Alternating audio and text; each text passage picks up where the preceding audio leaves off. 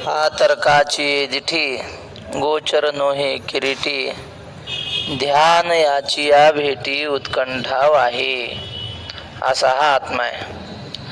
तर्काच्या दिठीने तर्काने ज्याचं ज्ञान होऊ शकत नाही.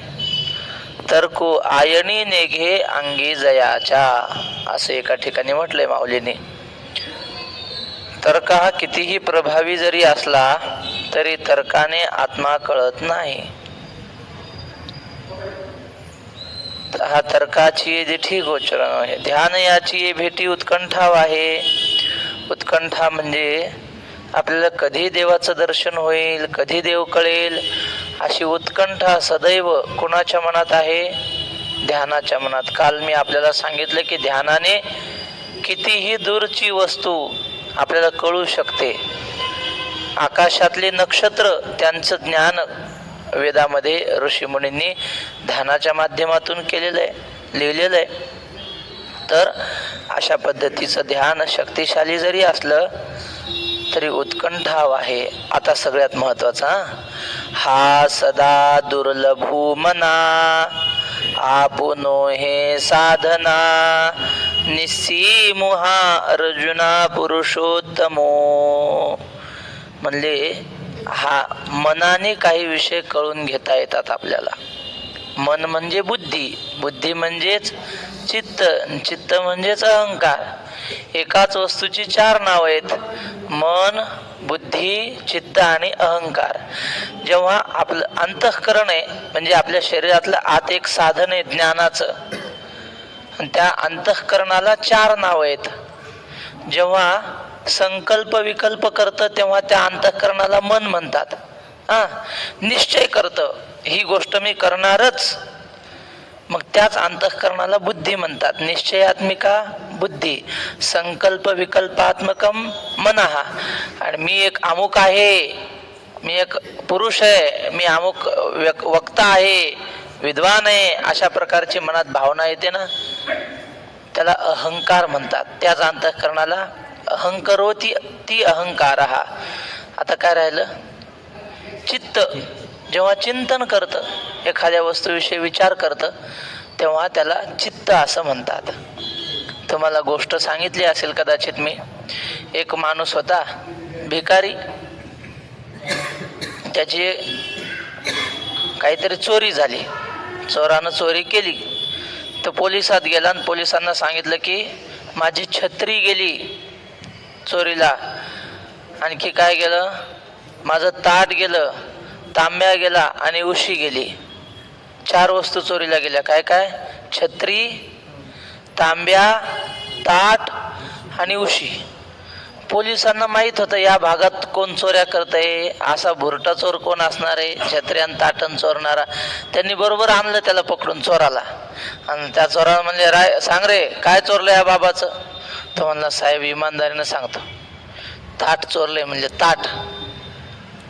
ते नाही म्हणले, तू चार वस्तू चोरल्या, छत्री चोरली, उशी चोरली, तांब्या चोरला आणि ताटे चोरलं, एकच सांगतो का ताट? ते म्हणलं, खरं सांगतो, मी ताटच चोरलं. आणि मग त्या बाबाला म्हणले, बाबा हा तर म्हणतोय फक्त ताटच चोरलं आणि तुम्ही सांगता चार वस्तू. ते बाबा म्हटले, बरोबर आहे, त्याचं चुकीचं नाही. म्हणले, माझं ताट म्हणजेच माझ्या चार वस्तू आहेत. कसं? म्हणजे जेव्हा मी त्या ताटात जेवतो तेव्हा ते ताट, पाऊस आला की तेच ताट असं धरतो म्हणे वरून, ते काय झाली? छत्री. आणि पुन्हा जेवण झाल्यावर पाणी त्या ताटानंच पितो, म्हणजे तांब्या काय झालं? ताटच. आणि झोपायच्या वेळेला उशाला ताटच घेऊन झोपतं, मग ताटच काय झालं? उशी झालं. वस्तू एक पण कामं चार केल्यामुळं नावं चार. तसं अंतःकरण एक पण काम चार पद्धतीचे केल्यामुळं त्यालाच मन म्हणतात, त्यालाच बुद्धी म्हणतात, त्यालाच चित्त म्हणतात आणि त्यालाच अहंकार असं म्हणतात. तर अशा प्रकारचं अंतःकरण म्हणजे मन हे एवढं शक्तिशाली आहे की त्याची गती किती आहे बघा तुम्ही. आपल्याला जर इथून आळंदीला जायचं असलं पायी तर किती वेगाने जा, 5 दिवस तरी लागतात पंढरपूरहून आळंदीला पायी जायला. बीजची वारी जाते 5 दिवसात आळंदीला. आणि एसटीनं जायचं म्हटलं तर किती दिवस लागतात? 6-7 तास लागतात. खूप झाले. रेल्वेनं जायचं म्हटलं की आत्ता सकाळी 6ला इथून निघलं की 10 वाजता आळंदीला जातोय माणूस 4 तासात. विमानानं जायचं म्हणल्यावर किती वेळात जाते सांगा? 2 तास कशाला, 10 मिनिटात. अहो इथं लोक नाश्ता करतात पुण्यात आणि जेवायला नागपूरला जातात, 1-1.5 तासात नागपूरला. तर इथं 15-20 मिनिटात आळंदी विमानाने. आता मनाने जायचं म्हणल्यावर सांगा किती तास लागतील? एका सेकंदात 10 वेळा जाऊन येणं होतंय मनाने. म्हणजे मनाची शक्ती किती आहे बघा, मनाची शक्ती किती प्रचंड आहे. स्वामी विवेकानंदांचं एक पुस्तक आहे, त्या पुस्तकाचं नाव आहे माइंड अँड हिज पॉवर, मन आणि त्याची शक्ती. आणि त्याच्यात त्यांनी एक उदाहरण लिहिलंय सुरुवातीला. स्वामी विवेकानंद म्हणले, आम्ही एका गावाला गेलो म्हणे, त्यांनी भारताची तीर्थयात्रा केली होती पायी स्वामींनी. तर तीर्थयात्रा करताना म्हणजे आम्ही एका गावात गेलो आणि तिथं आम्हाला कळलं की या गावात एक जादूगार राहतो. जादूगार म्हटले, जादूगार राहायचे म्हणले आपण भेटून तर येऊ. आपण भारताची तीर्थयात्रा कशासाठी करतोय? भारताच्या विविध परंपरा, वेगवेगळ्या पद्धतीची लोक, त्यांचं राहणीमान हे कळून घेण्यासाठीच आपली यात्रा चालली. मग त्या जादूगाराला भेटायचं. आणि लोकांनी सांगितलं की तो जादूगार असा आहे, तुम्ही त्याला ज्या भाषेत प्रश्न विचाराल त्या भाषेत तो उत्तर देतो.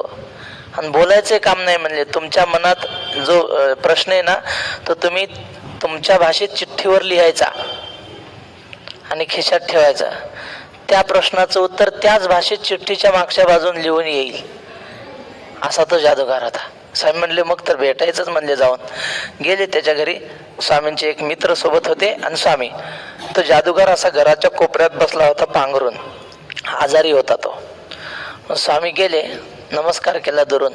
कसं काय म्हणले तब्येत? ते म्हणले जरा आजारी आहे. पण म्हणले तुम्ही आता आमच्या घरी आले तर काही नाश्ता कराल का, काही फळं वगैरे खाल का? साहेब म्हटले हो.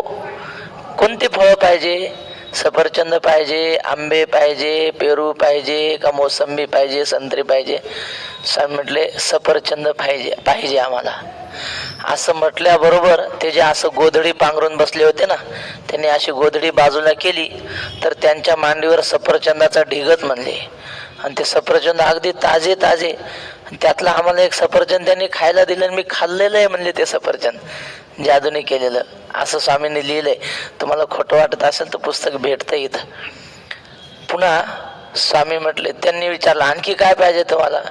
गुलाबाची फुलं पाहिजेत स्वामी म्हणले. पुन्हा त्यांनी गोधडी अशी झाकली आणि पुन्हा गोधडी काढली तर गुलाबाची फुलं, आणि ती सुकलेली नाही, ताजी टवटवीत फुलं, त्याच्यावर दवबिंदू पडलेले अशी फुलं होती म्हणले. आश्चर्य वाटलं आम्हाला.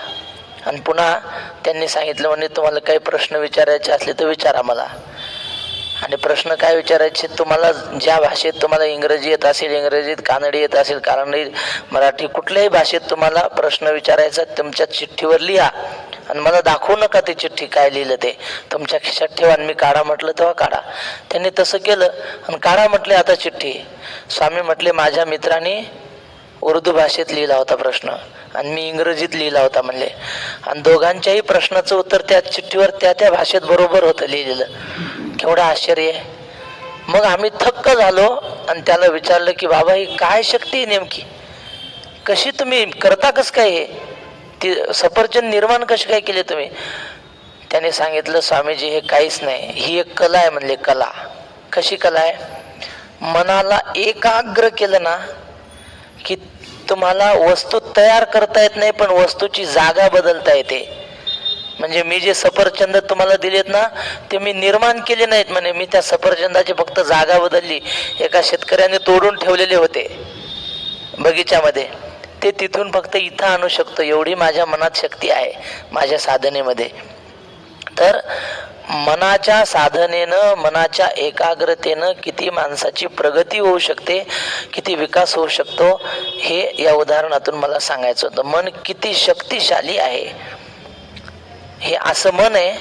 पण एवढं शक्तिशाली जरी मन असलं तरी ज्ञानोबा राय म्हणतात त्या मनाला जगाचं ज्ञान होईल पण आत्म्याविषयीचं ज्ञान होणं अत्यंत दुर्लभ आहे. हा सदा दुर्लभू मनाला हा दुर्लभ आहे.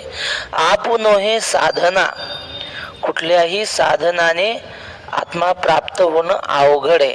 आपू म्हणजे प्राप्त होणे, हा आत्मा साधनाने प्राप्त होणं कठीण आहे.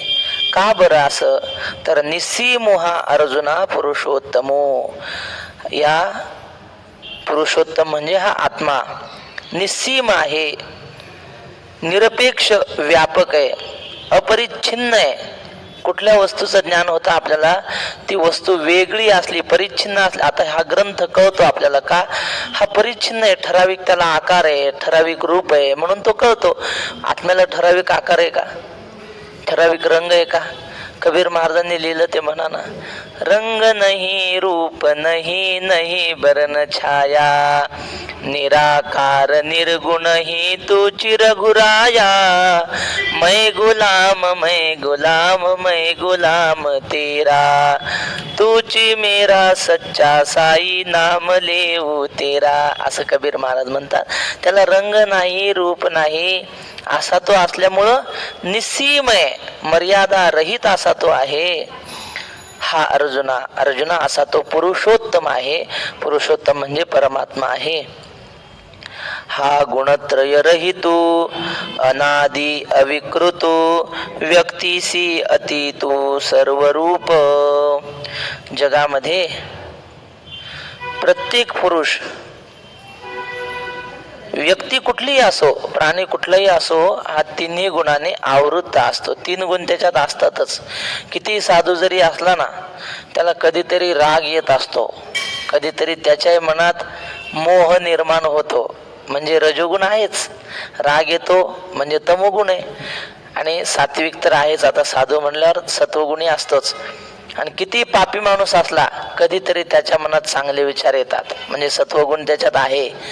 प्रत्येक व्यक्तीत प्रकाराचे 3. आणि तुका म्हणे केले जन. वैकुंठवासी रंगनाथ गुरुजी असं म्हणायचे, अमुक एक माणूस सत्वगुणी आहे, रजोगुणी आहे की तमोगुणी आहे, कशावरून ओळखायचा? म्हणले हे बघा, एखादा माणूस नेहमी चिंतन करतो, भजन करतो, देवाच्या दर्शनाला जातो, समजायचा हा सत्वगुणी आहे. बरं, दुसरा एक आहे की तो नेहमी संसारच करतो, त्याला म्हणलं चला पंढरपूरला, तो म्हणतो देवानं बोलवल्यावर येऊ. आमचे गुरुजी म्हणतात, देव काय त्या बापाचा नौकर आहे का बोलवायला? देव बोलवत नसतो, आपल्याला जावं लागतंय. त्याला फक्त घर आणि शेत, दुसरं काही माहीतच नसतं. शेत आणि घर एवढीच त्याची वारी चालू असते जन्मभर. समजायचं रजोगुणी. आणि तमोगुणी काय? तो संसारही करत नाही, परमार्थही करत नाही, केल्या तर भानगडी करतो, नाही तर झोपा काढतो. बस असा जो असेल त्याला म्हणायचं तमोगुणी. पण या आत्म्याच्या ठिकाणी रजोगुण नाही, तमोगुण नाही आणि सत्वगुण नाही. माणसाचा असा आपली प्रकृती असते की 3 गुण असतात, पण 3ही गुण एकदाच नाही. माऊली, आपल्या अंतःकरणात 3ही गुण असतात प्रत्येकामध्ये, पण 3ही गुण एकदम नाही, एक गुण वर असतो. तर सराट्याचा काटा माहिती आहे ना तुम्हाला? सराट्याचा काटा माहिती का? त्याला किती काटे असतात? 5. 3 असतात, 3 काटे, आणि त्यातले 2 खाली असतात आणि 1 होते. कसं आहे पडो, त्यातला 1 काटा वरी असतो, 2 काटे खाली असतात. तसंच आहे. आता आपण देवळात बसलो, पोथी ऐकतोय, म्हणजे आता सत्वगुण आपला वर आहे आणि रजोगुण तमोगुण खाली आहेत. आणि संध्याकाळ झाली, जांभळ्या येतात, मग सत्व रज शिथिल होतात, खाली जातात, आणि तमोगुण झोप येते ना, तमोगुण वर येतो. राग आला, सत्वगुण रजोगुण खाली जातात, तमोगुण वर येतो. बर, आणि मग आता काही काम करायचं असलं, बोर झाला अभ्यास करून करून, मग काय वाटतं? काहीतरी आता टाइमपास करावा, मोबाईल पाहावा. मग सत्वगुणही गेला, तमोगुणही गेला, मग रजोगुण आला, काहीतरी क्रिया करावी वाटते ना. हा, म्हणजे 3 गुणापैकी 1 गुण वर तोंड काढत असतो. तर अशा प्रकारचे 3ही गुण आहेत, पण या आत्म्याच्या ठिकाणी नाही. हे माणसांच्या ठिकाणी आहेत, शरीराच्या ठिकाणी आहेत, पण आत्मस्वरूपाच्या ठिकाणी 3ही गुण नाहीत. हा गुणत्रय वर बसन का? इकडे आहे ना? नाही ना, इकडे इकडे नाही ना, गार लागते. तसं नाही, तुम्ही मुख्य श्रोते आहे, तुम्ही इकडे बस. तसं नाही, गुरु महाराज आहेत तुम्ही. असो, तर हा आत्म्याच्या ठिकाणी 3ही गुण नाहीत. हा गुणत्रय रहितो, अनादि अविकृतो. अनादि आहे. माऊली बोलू नका.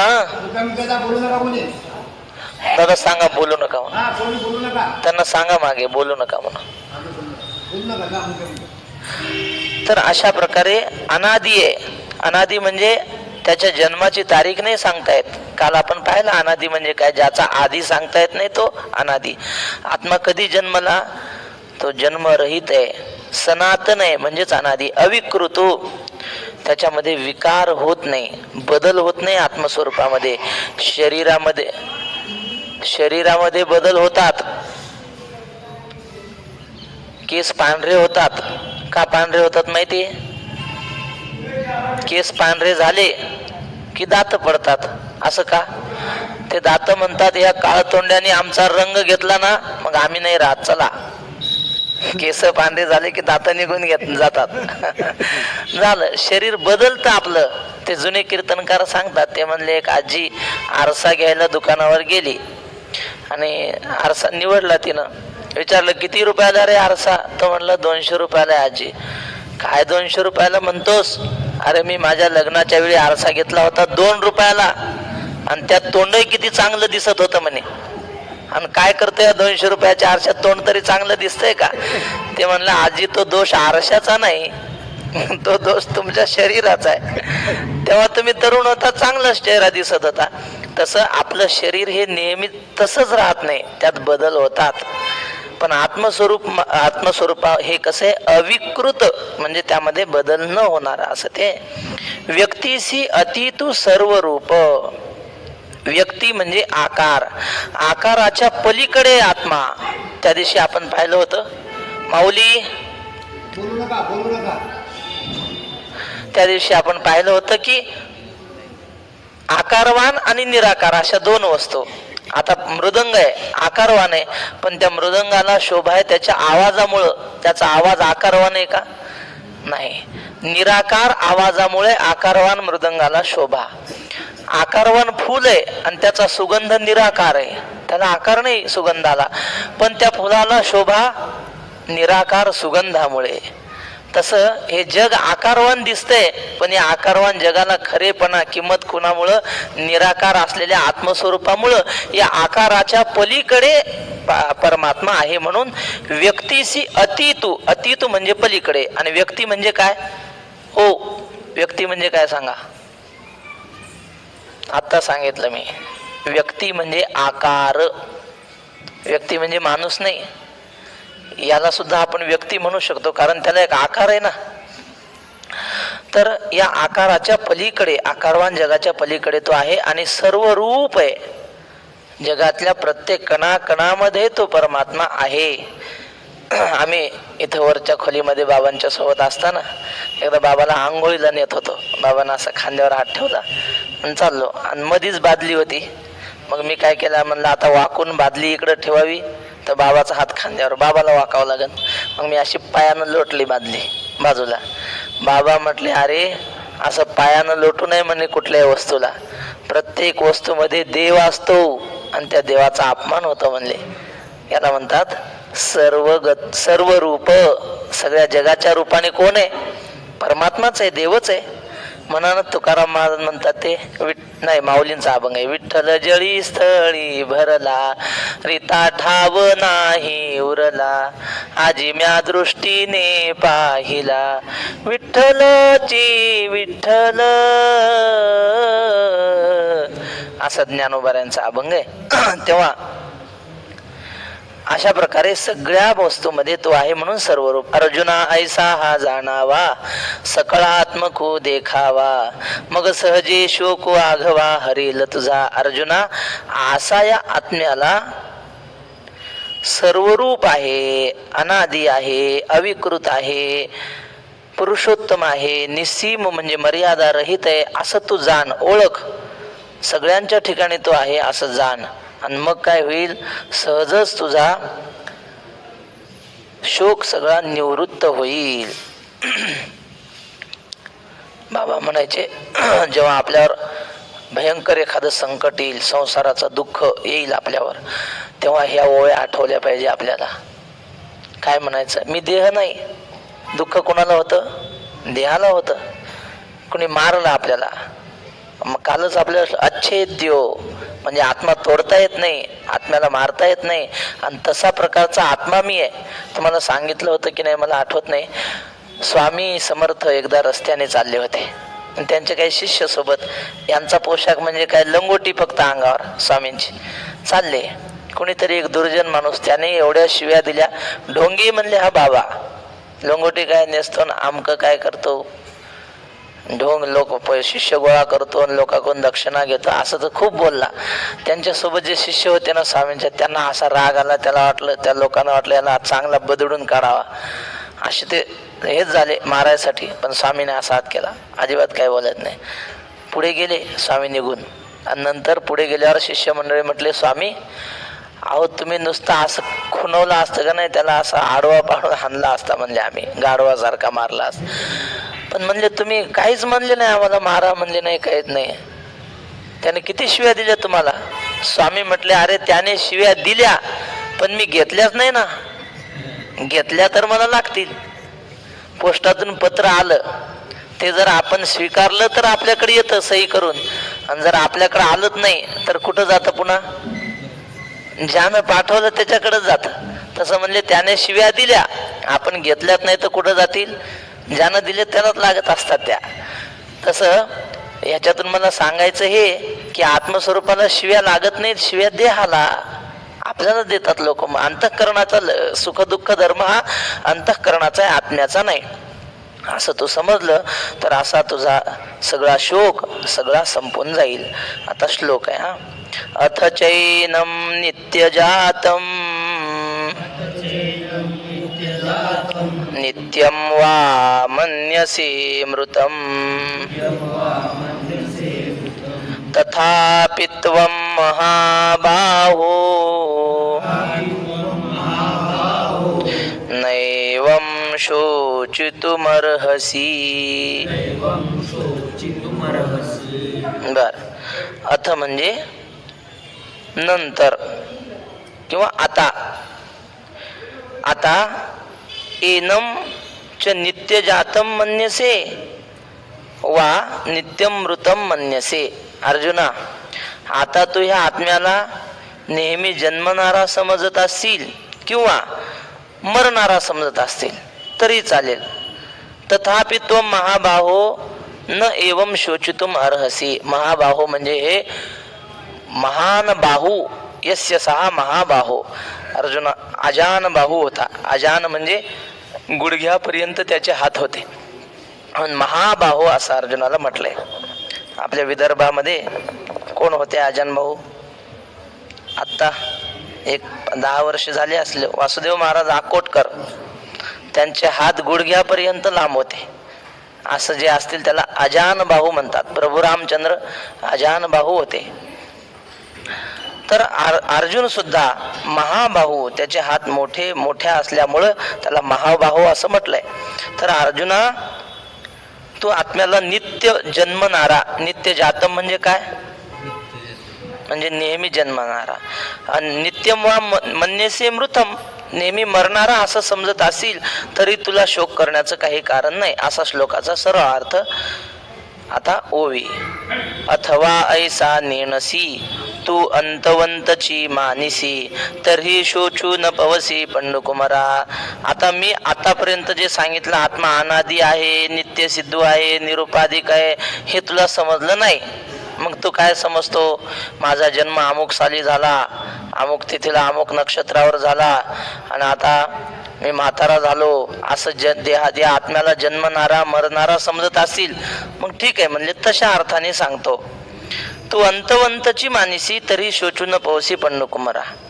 तरी शोक करायचं कारण नाही. का? जे आदी स्थिती अंतू हा निरंतर से नित्यू जैसा प्रवाहो अनुस्यू तू गंगा जळाचा. आदी म्हणजे जन्म, स्थिती म्हणजे राहणं, अंतू म्हणजे मरण. जन्म, स्थिती म्हणजे राहणं, जगणं आणि मरण हे नेहमीच आहे. कोणी चुकवू शकतं का ह्याला? मरणाला कोणी चुकवू शकतं का सांगा? दशक्रियेचं प्रवचन असतं, त्या प्रवचनामध्ये महाराज सांगत होते प्रत्येकाला जावं लागणार. आज आपले रामभाऊ गेले म्हणले, उद्या या गावातल्या प्रत्येकाला जावंच लागणार आहे. का आपण कायमचे राहणार आहेत? या गावातल्या प्रत्येकाला उद्या जावं लागणार असं महाराज सांगत होते. सगळे लोक गंभीरपणे ऐकत होते. आणि मागे एक आजीबाई बसली होती. ती आजीबाई हसत होती. ते महाराज म्हटले, आजीबाई सगळे लोक गंभीरपणे ऐकतात आणि तुम्ही हसता कशा काय? तर त्या आजी म्हटल्या, महाराज तुम्ही काय सांगितलं की आज रामभाऊ गेले, उद्या या गावातल्या प्रत्येकाला जावं लागणार एक दिवशी. पण मी ह्या गावची नाहीच म्हणे, मी दुसऱ्या गावची आहे. आता ह्या गावची आस नाही तर दुसऱ्या कुठल्या अमेरिकेची आस, जावं लागणार हे निश्चित. उपजे ते नाशे, पुढे येणारच आहे. नाशिले पुनरपी दिसे, ज्याचा ज्याचा जन्म झाला त्याला जावं लागणार. बर, आधी स्थिती अंतू हा निरंतर असे नित्य हे चक्र चालू आहे. आपण गवळण म्हणतो ना, खेळे भवरा गे बाई भवरा, या राधिकेचा नवरा, या राधिकेचा नवरा नवरा नवरा, खेळे भवरा गे बाई भवर. हा सृष्टीचक्र भवरा खेळतो देव. म्हणजे माणसं जन्मतात मरतात, जन्मतात मरतात, राहतात. हे सृष्टीचक्र चालू आहे. आमचे गुरुजी सांगतात की म्हणले पूर्वीही शहाणी लोक होते ना, आताही शहाणी आहेत. पूर्वी मूर्ख होती, आताही मूर्ख आहेत. फक्त फरक एवढाच आहे की पूर्वी चंदनाची झाडं जास्त होती आणि येड्या बाबळी कमी होत्या म्हणले. आता येड्या बाबळी जास्त आणि चंदनाची झाडं जगूच देत नाहीत, लोक चोरून नेतात. चंदनाची झाडं कमी झाली. तर अशा प्रकारे हे सृष्टीचं अनादी चक्र चालू आहे. हा निरंतर असे नित्य जैसा प्रवाह हो अनुस्यूत गंगा जळाचा. माऊली बोलू नका, माऊली.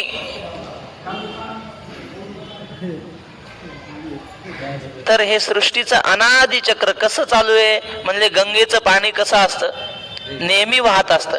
आज आपण गेलो पुंडलिकरायापाशी स्नान केलं, पुन्हा उद्या गेलो आणि पुन्हा आपण म्हटलो काल आम्ही ज्या पाण्यात स्नान केलं होतं ना त्याच पाण्यात आजही आंघोळ केली. नाही, ते पाणी गेलं खाली कर्नाटकला. कालचं ते राहिलं नाही, आता वरचं दुसरं आलंय. ते हे चालूच राहतं असं अनादी. जैसा प्रवाह हो अनुस्यूत, अखंड चालू असतो गंगेचा प्रवाह. अनुस्यूत म्हणजे काय? अखंड. लक्षात राहील का? अनुस्यूत म्हणजे काय? अखंड गंगेचा प्रवाह चालू राहतो. तसा हा जगाचा प्रवाह सुद्धा चालू आहे. ते आधी नाही खंडले, म्हणजे गंगेचा उगम जिथं झाला तिथं सुद्धा त्या गंगेचं पाणी आहे. बर, आधी नाही खंडले, तिथं संपलेलं नाही. समुद्री तरी असे मिनले, आणि जिथं गंगा समुद्राला मिळते तिथंही पाणी आहे. आणखी काय? आणि जातची मध्ये उरले दिसे जैसे, आणि मधल्या प्रवाहात आहे. म्हणजे सुरुवातीला दिसतं, शेवटी दिसतं, मधी पाणी दिसतं. मग समजायचं ही गंगा वाहतीये. ज्ञानेश्वर महाराजांची दुसरी एक ओवी आहे, ब्रह्मगिरी हुनी ननिगे समुद्री किर नरिगे, आणि माझी दिसे वावगे मृगांभूते. एका माणसाला नदी दिसली, नदी, हे पाणी वाहताना दिसलं. त्याला वाटलं ही नदी कुठली आहे बरं, गंगा आहे की काय? ब्रह्मगिरीवर गेला तर तिचा उगम दिसला नाही. बरं, मिळती कुठं समुद्राला ती पाहू, तर ते तिचा संगमही दिसला नाही समुद्रात जाताना, आणि मधीच दिसते. म्हटले मग ती उगमही नाही, शेवट नाही, मधीच दिसते. ती नदी नाही, ते मृगजळ आहे असं समजायला हरकत नाही. ब्रह्मगिरी हुनी ननिगे समुद्री किर नरिगे, माझी दिसे वावगे मृगांभूते. पण इथं या गंगेचा उगमही दिसतो, तिचं समुद्रात जाणंही दिसतं आणि मध्येही दिसतो. याचा अर्थ ही गंगा अखंडपणे वाहणारी आहे. तसंच हे सृष्टीचं चक्र सुद्धा अखंड वाहणार आहे. ये तिन्ही तयापरी सरसीच सदा अवधारी, भूतांशी कवणी अवसरी ठाकतीना. हे तिन्ही म्हणजे जन्म, स्थिती आणि मरण, किंवा उगम, ओघ आणि समुद्राला मिळणं, हे तिन्ही सोबतच असतात, नेहमी बरोबरच असतात. भूतांशी कवणी अवसरी ठाकतीना. हे सृष्टीचक्र कोणी थांबवू शकत नाही. जर एखादा म्हटला जगातली सगळी माणसं मारून टाकीन प्राणी, शक्य नाही. आणि मी सगळं जग उत्पन्न करू शकेल, ते आपल्याच्यानं शक्य नाही. हे सृष्टीचं चक्र परमात्मा चालवतो आणि तोच हा भोवरा खेळतो. म्हणून हे परत काय ये तिन्ही तयापरी ना, तिन्ही कोणते? उत्पत्ती म्हणजे जन्म, स्थिती म्हणजे राहणं आणि लय म्हणजे संपणं. हे तिन्ही सोबतच असतात. म्हणजे जन्म झाला म्हणजे तो जगणार, काही काळ असे ना तो जगणार, आणि जो जगला तो मरणार. हे सोबत असतच. हे तिन्ही सोबतच असतात. तिन्ही तया परी सरसीच सदा म्हणजे नेहमी हे तीन सोबतच असतात. भूतांशी कवणी अवसरी ठाकतीना. आणि हे थांबवण्याचा जर कोण्या भूताने प्रयत्न केला तर कोणी याला थांबवू शकत नाही. सृष्टीचक्राला थांबवू शकत नाही कोणी. म्हणून हे आगवे येत तुझं न लगे शोचावे, जे स्थितीची हे स्वभावे अनादी ऐसी. म्हणून अर्जुना हे सगळं असं चालूच आहे आणि ही स्थिती अनादी स्वभावाची आहे.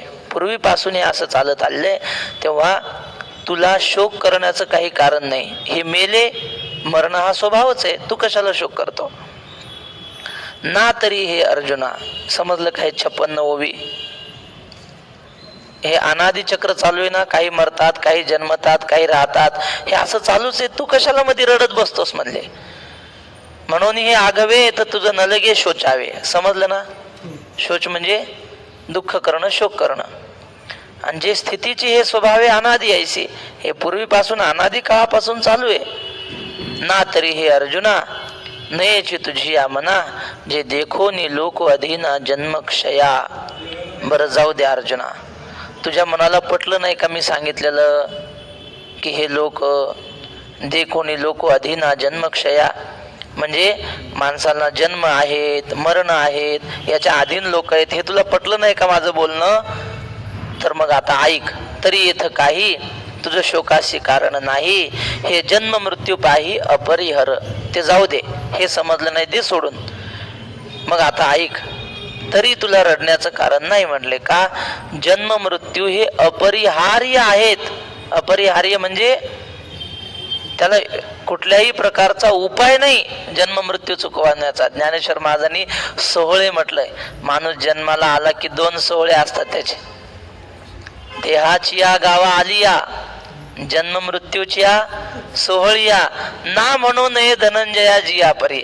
या गावाला आले ना देहाच्या, मग आता जन्माचा सोहळा होणारच आणि पुन्हा एक मरणाचा सोहळा होणार. आणि मध्ये झाला तर तिसरा एक होत असतो. कोणता? विवाह सोहळा. तो चुकवता येतो, पण हे 2 सोहळे चुकवता येत नाहीत. कोणता? मरणाचा आणि जन्माचा. देहाची या गावा आलिया,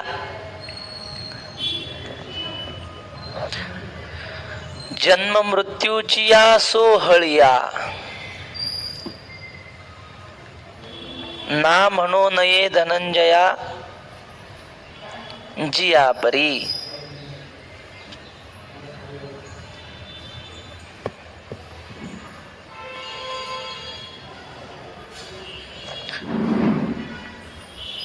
जातस्य हि ध्रुवो मृत्युर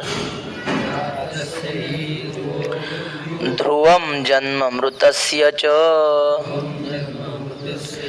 तस्माद् परिहार्येऽर्थे न त्वं शोचितुमर्हसि. जात म्हणजे जन्मलेले, आणि त्याला स्य षष्टीचा शे लागला. जातस्य म्हणजे जन्मलेल्याचे. ध्रुव मृत्यू, ध्रुव म्हणजे निश्चित. जो जन्मला त्याचं मरण निश्चित आहे. जातस्य ध्रुव मृत्यू ध्रुवम जन्म मृतस्य च. जो जन्माला आला त्याचं मरण जसं निश्चित आहे, तसं जो मेला त्याचा जन्मही निश्चित आहे. समजलं ना? जातस्य ही ध्रुव मृत्यू म्हणजे जन्मलेलाचा मृत्यू निश्चित आहे. आणि मृतस्य जन्मम ध्रुवम, मेलेल्याचा जन्म सुद्धा निश्चित आहे. म्हणून तस्माद अपरिहार्येर्थे. तस्मात म्हणजे म्हणून, अपरिहार्य म्हणजे त्याला कोणी अडवू शकत नाही असं असल्या कारणाने नत्वम शोचितुम अर्हसी. तू शोक करण्यास योग्य नाहीस. आमचे गुरुजी उल्हास महाराज सूर्यवंशी त्यांनी छोटीशी कथा सांगितली होती. मरण अटळ कसं आहे ते म्हणले. एक ब्राह्मण संध्या केली त्याने, सकाळची संध्या पहाटेची, आणि ते संध्येचं पाणी तुळशीला टाकण्यासाठी अंगणात आला. त्याचं छोटंसं बाळ रांगत होतं अंगणात. एक साप आला काळा कभिन्न. त्या बाळाने त्या काळा सापाने बाळाला कडाडून चावा घेतला आणि साप लगेच निघून गेला. चावल्याबरोबर ते लेकरू मरून पडलं. हे ब्राह्मणाने पाहिलं. लगेच हातात काठी घेतली आणि त्या सापाला मारण्यासाठी ब्राह्मण पळू लागला. तो साप घराच्या मागे गेला आणि जंगलात शिरला. ब्राह्मण त्याच्या मागे, साप पुढे. पुढे गेल्यानंतर जंगलामध्ये एक गाय होती. त्या सापाने काय केलं, वाघाचं रूप घेतलं आणि त्या गाईला मारलं. ब्राह्मण पाहत होता, अरे बापरे, आता साप होता आणि सापाचा वाघ झाला, गाय मारली. आणि मग ब्राह्मण घाबरला, थरथर कापू लागला. तो साप असं मागं फिरून, वाघाने मागं फिरून पाहिलं आणि त्या ब्राह्मणाला तो वाघ म्हटला, घाबरू नको म्हणे, मी काळ आहे काळ. तुझ्या पोराचं मरण सापाच्या मुखातून होतं, सापाकडून होतं म्हणून मी साप झालो, आणि या गाईचं मरण वाघाकडून होतं म्हणून मी वाघ झालो. मग तो ब्राह्मण म्हटला, माझं मरण कशात आहे? तर म्हटलं, तुला काय मगर होऊन खाणार आहे म्हणे, मगर होऊन खाणार आहे तुला मी. बस तेवढंच लक्षात ठेवलं ब्राह्मणाने. म्हणलं, मगर कुठं राहतोय, डोंगरावर राहते का? पाण्यात राहते ना. आजपर्यंत पाण्यात जायचंच नाही, आजपासून पाण्यात जायचंच नाही. विहिरीतला चालतं, विहिरीत कुठं मगर असतात, नदीत असतात मगर. नदीला जायचंच नाही, कुठल्याच ओढ्याला सुद्धा जायचं नाही. आणि खरंच त्याने त्या दिवसापासून नियम सांभाळला. पण तो ब्राह्मण म्हणजे साधा नव्हता, एका राजाच्या दरबारात पुरोहित होता, राजाला मार्गदर्शन करणारा असा तो होता. आणि योगायोग असा की राजाच्या मुलाचं लग्न ठरलं आणि ते लग्न उचलून म्हणजे दुसऱ्या गावाला होतं, लांब. आणि त्या काळात काय ट्रक वगैरे नाही, पायी पैदल म्हणजे गाड्या, बैलगाड्या घेऊन, अशा हजारो बैलगाड्या घेऊन निघालं वराड. आणि मग राजा म्हणला, महाराज तुम्ही आले पाहिजे, तुम्ही आमच्या घराण्याचे मुख्य पुरोहित आहात, तुम्ही तर आलेच पाहिजे. तो म्हटला, नाही बा, मध्ये नद्या लागतील, ओढे लागतील, त्याच्यात मला शिरावं लागेल, मला येता यायचं नाही. ते म्हटले, हा असं काय करता, तुम्हाला मगराची भीती आहे ना, 1000 शिपाई तुमच्या चहूबाजूने हातात तलवारी घेऊन उभे ठेवतो, काय करते मगर? आणि मग ते म्हणला, ठीक आहे. निघाला ब्राह्मण. एका गावात मुक्काम झाला. तर त्या गावामध्ये एका तिथल्या पाटील कोणी असेल मुख्य, त्याला पोरगा झाला होता. आणि त्या खुशीने त्याने असं ठरवलं की भरपूर धन एखाद्या ब्राह्मणाला म्हणजे सदाचरणी ब्राह्मणाला दान द्यायचं. आणि योगायोगाने हे वराड त्या गावात उतरलं. त्या ब्राह्मणाने विचारलं, तुमच्यात त्या पाटलाने विचारलं, कोणी सदाचारी ब्राह्मण? म्हटले, आहेत की आमचे गुरुजी. आणि मग तो म्हटलं, गुरुजी मी तुम्हाला भरपूर धन देणार आहे, पण मग संकल्प सोडण्यासाठी तुम्हाला नदीवर यावं लागतंय. तर म्हटलं, नाही नाही, एक तर देऊ नको, पण मी नदीवर येणार नाही. अहो म्हटले, तुम्ही काय घाबरता, तुमच्याकडं 1000 तुमचे शिपाई आहेत पहिल्या राजाचे, मी माझे 500 शिपाई देतो, एक मगर काय करू शकणार आहे सांगा? ठीक आहे म्हटला. द्रव्य सोनं घ्यायचं होतं ना. गेला नदीत, चहूबाजूने शिपायांचा गराडा घातलेला, तलवारी उघड्या हातात, गुडघ्या इतक्या पाण्यात गेला. गुरुजी म्हटले, बस आहे इथं संकल्प. तो म्हटला, महाराज एवढे शिपाई असल्यावर काय घाबरतात, थोडं पुढं चला. कमरे इतक्या पाण्यात नेलं. म्हटले, हातावर पाणी घ्या. हात असा केला कोणी? पाटलाने. संकल्प गुरुजी सांगणार ना त्याला. मग त्या पाटलाने हात असा केला. गुरुजीने त्याच्या हातावर पाणी दिलं आणि म्हटले, म्हणा मम आत्मनहा श्रुती स्मृती पुराणोक्त पुण्यफल प्राप्त्यर्थम, बोला, सहकुटुंबानाम सहपरिवारानाम क्षेम स्थैर्य आयुर आरोग्य प्राप्त्यर्थम अहम दक्षिणाम समर्पयामी, असं म्हणा. असं म्हणले. पण मग तो जो पाटील होता की नाही, त्याने ब्राह्मण बुवाचा हातच धरला. तर म्हटलं, अरे हात का धरतो, सोड ना. तर म्हटला, महाराज ज्याला सापाचा वाघ होता येत, त्याला वाघाचा पाटील होता येत नाही काय? मी पाटील नाही म्हणे, मी तो काळ आहे आणि तुला खाण्यासाठी आलो. त्याचा मगर झाला आणि खाऊन टाकलं ना त्याला.